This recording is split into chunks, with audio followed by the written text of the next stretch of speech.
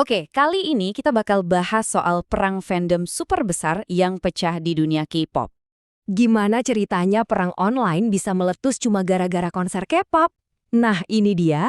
Semua ini tuh berawal dari satu insiden yang kelihatannya sepele. Tapi malah jadi api yang nyambar kemana-mana. Jadi konflik digital seregional. Oke, untuk ngerti gimana semua ini bisa kejadian, kita harus mundur sedikit ke satu momen kunci di sebuah konser di Malaysia.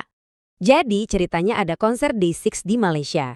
Terus ada fan dari Korea yang ketahuan pakai kamera pro gede banget. Tentunya fan lokal protes dong, kan ngalangin pemandangan dan emang ngelanggar aturan.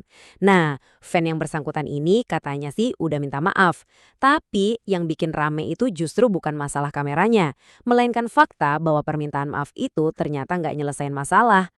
Permintaan maaf itu ternyata bukan akhir dari cerita, teman-teman. Justru ini baru permulaannya. Kenapa? Karena sebagian netizen Korea yang kita sebut K-Nets nggak terima sama cara fan Malaysia bereaksi. Dan dari situlah, boom, perangnya pindah dari venue konser ke arena yang jauh lebih brutal, media sosial. Nah, waktu perangnya makin panas, langsung kelihatan ada dua kubu utama yang saling berhadapan. Di satu sisi, kita punya K-Nets. Ini singkatan dari Korea Netizens atau ya netizen dari Korea. Dalam kasus ini, mereka ini para fan K-pop Korea yang ngebelain si penonton yang bawa kamera tadi. Nah, lawannya adalah siblings. Ini istilah yang udah ada sebelumnya sih buat nyebut komunitas netizen dari negara-negara Asia Tenggara. Jadi ada Malaysia, Indonesia, Filipina, Thailand, dan lain-lain. Mereka bersatu di sini. Jadi, biar jelas ya, ini tuh bukan lagi soal ribut-ribut antar segelintir fans di konser. Ini udah naik level. Jadi, pertarungan antara dua kubu online raksasa, K-Nets versus siblings dari Asia Tenggara. Terus gimana ceritanya dari ribut-ribut fans bisa jadi perang antar regional? Nah, ini dia. Masalahnya jadi gede banget waktu argumennya mulai melebar dan jadi personal. Jadi, hinaan-hinaan yang dilontarkan itu udah bukan lagi soal aturan konser, tapi udah mulai nyerang semua orang di Asia Tenggara. Inilah pemicu utamanya. Proses nyebarnya tuh kira-kira begini.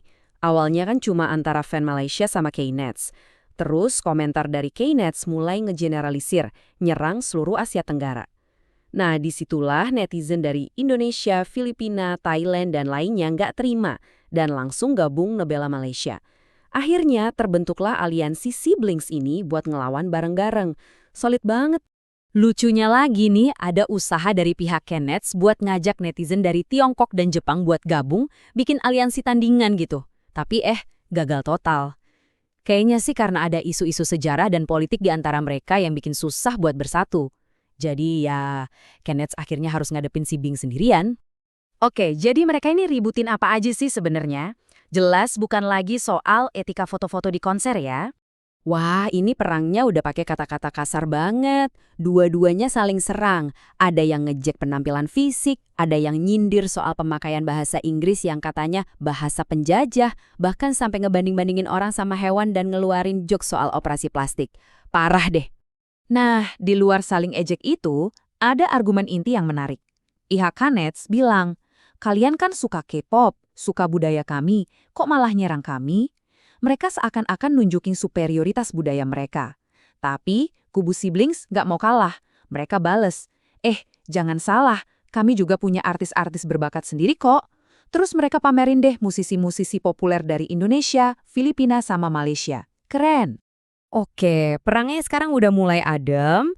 Jadi, apa sih pelajaran yang bisa kita ambil dari semua drama ini? Satu hal yang penting banget buat diingat, suara-suara yang paling ekstrem ini kemungkinan besar cuma oknum. Jadi ini cuma segelintir orang yang nggak mewakili pandangan semua orang Korea atau semua orang Asia Tenggara. Biasalah di internet kan yang paling kencang teriak, kadang yang paling didengar, padahal mereka itu minoritas.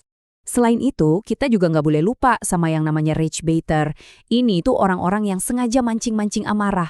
Mereka sengaja ngepost konten yang provokatif biar orang-orang emosi dan balas-balasan komen. Tujuannya, ya biar rame, biar dapat perhatian. Bisa jadi mereka ini bahkan bukan orang Korea atau Asia Tenggara, cuma kompor aja. Nah, kutipan ini ngena banget buat ngegambarin budaya siblings.